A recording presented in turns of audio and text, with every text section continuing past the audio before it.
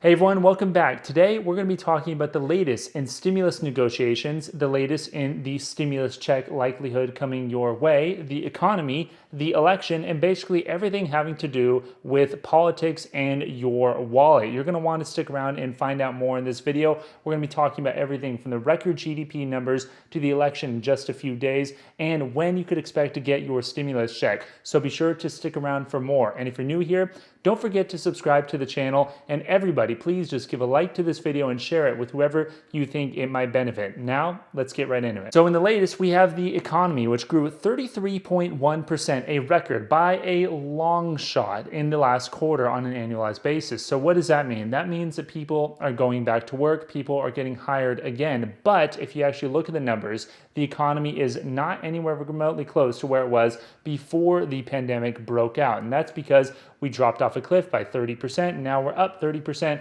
And if you take 100, you take 30% off, that's 70, and then you do 30% growth on 70, well, you're only at 91. So you could see that even though we had a growth of 33%, we're still not where we were before the pandemic struck. So what does that have to do with everything right now? That means that stimulus is still a bipartisan consensus. The Republicans and the Democrats have both stated very clearly that they are in favor of additional stimulus, monumental stimulus, as a matter of fact. We're talking in the order of trillions of dollars. Nancy Pelosi, leading the Democrats in the House of Representatives, is pushing for a $2.2 trillion bill. She's still on that number. And the Republicans, led by Steven Mnuchin, negotiating on behalf of the White House, are in favor of a $1.9 trillion bill, up from about $500 billion pushed by the Senate Democrats a few weeks ago. But right now, we really don't have any clarity on when we are going to get that stimulus bill, except for the fact that the Senate adjourned and is not going to be back in session until November 9th.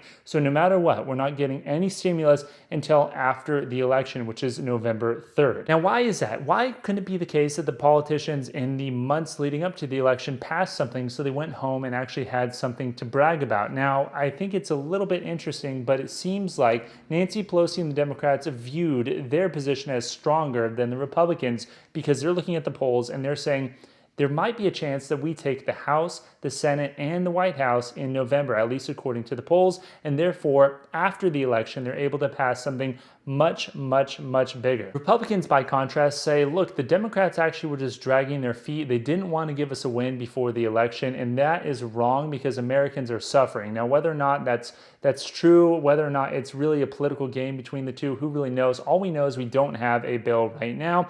We had Nancy Pelosi, though, earlier in the week, actually send a letter to Steve Mnuchin, but he got the letter at 12 in the morning. He didn't actually get it during working hours, and then Nancy Pelosi released it to the press, and Steve Mnuchin the next day said, I didn't even see the letter until I read it in the press. And in that letter, it basically blamed Republicans and said, the American people are suffering, and they want us to come to an agreement to save lives, livelihoods, and the life of our American democracy as soon as possible. That's an obvious jab to the fact that Senate Republicans did not want to pass a bill that was as large as Nancy Pelosi wanted to pass, and Nancy Pelosi is pinning the blame on the Republicans, and of course the Republicans are then trying to pin the blame on Nancy Pelosi. Now what's interesting is that even though we don't have a stimulus check right now, it's likely going to be the case that we will have a stimulus check in the future. And with that being said, there was a survey done and it showed that around 60% of people got the first stimulus check, spent it on necessities. They didn't spend it on frivolous things, they spent it on necessities,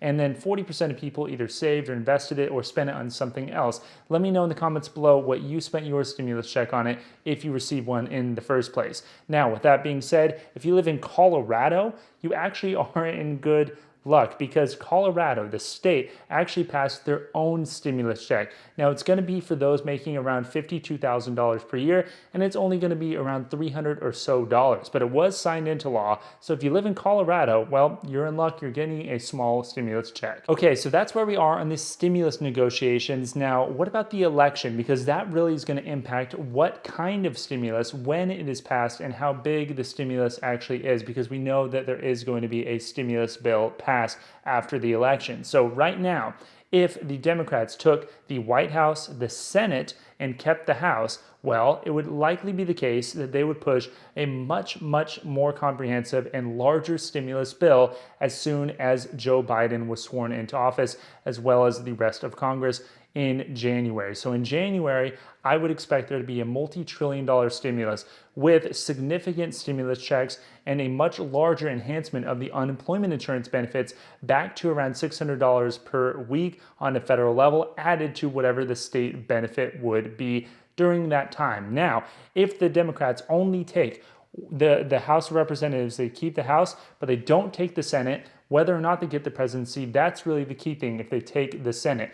Whoever controls the Senate is going to have way more power than I think the other two branches will, simply because the Senate is the crucial body that things have to pass through. So if the Republicans hold the Senate, I expect that to be a case for a much smaller stimulus bill, no matter who is in the White House or who is in the House. Now, if the Republicans control both the House, the Senate, and the White House, something that is probably the least likely of all three options, then I think we could see a slightly larger stimulus package, but it's going to be much more narrowly tailored to getting the economy open again, reopening schools, and not necessarily geared towards giving ongoing unemployment insurance benefits in as big or as generous of a way as they did back in March. Who do you think is going to win the election? Let me know in the comments below. So if the Democrats sweep, then you will see a much larger stimulus package, but you could also see the negative effects of a Democratic sweep in higher taxes and higher regulations, which would impact the stock market and potentially impact all of the corporate jobs that would have otherwise been created in a low tax, low regulatory environment that the Republicans likely would continue to usher in. Now, with that being said, it looks like if the Republicans come to power and they actually hold the White House and they hold the Senate and they take the House, that could be a boom for oil industry and financial firms. But you're going to have the countervailing factors of the fact that we have low oil prices and low interest rates, so it won't actually be as beneficial as it would otherwise. If the Democrats sweep, it is the case that you probably will see an extra tailwind behind green energy firms and healthcare companies as well. So if you're a holder of stocks there or you want to go in that realm, I think that is likely the case if the Democrats sweep. Regardless, so it really doesn't matter who is in power. What matters is that we have the closure of the election in a normal and agreed upon way. If this election drags on for weeks and they're trying to count ballots and we have a Bush v. Gore scenario a la the year 2000, then we're going to see a much worsening economy because we're going to have uncertainty. And the key with business and the market and jobs is having certainty. If we don't have certainty, we will not have stability and we cannot have economic growth. So no matter whether you're on the right, the left, the center, or apolitical, you want a clean and fair and accepted election regardless of who takes power. Now, what's going to be really interesting is that we're going to have millions upon millions of mail-in ballots this year. And if you're living in a swing state, it likely isn't the case you'll know the final vote of your state on the night of election because all these mail-in ballots still need to come in, get sorted, get determined whether or not they were mailed in prior to the election, and then according to your state's laws, be counted in that way. It could be a disaster, especially in these really tight states. That is a big worry of mine, and that is, of course, a big worry of the business community, which is why, in part, you've seen the stock market drop so much in the last couple of weeks as the race has gotten a little bit tighter. So with that being said, let me know what you guys think in the comments below about the election, the economy, and the stimulus bill negotiations. I want to hear what you have to say, so be sure to leave a comment below. And remember, give a like to this video and subscribe to the channel if you're new here. I'll see you next time. Thanks.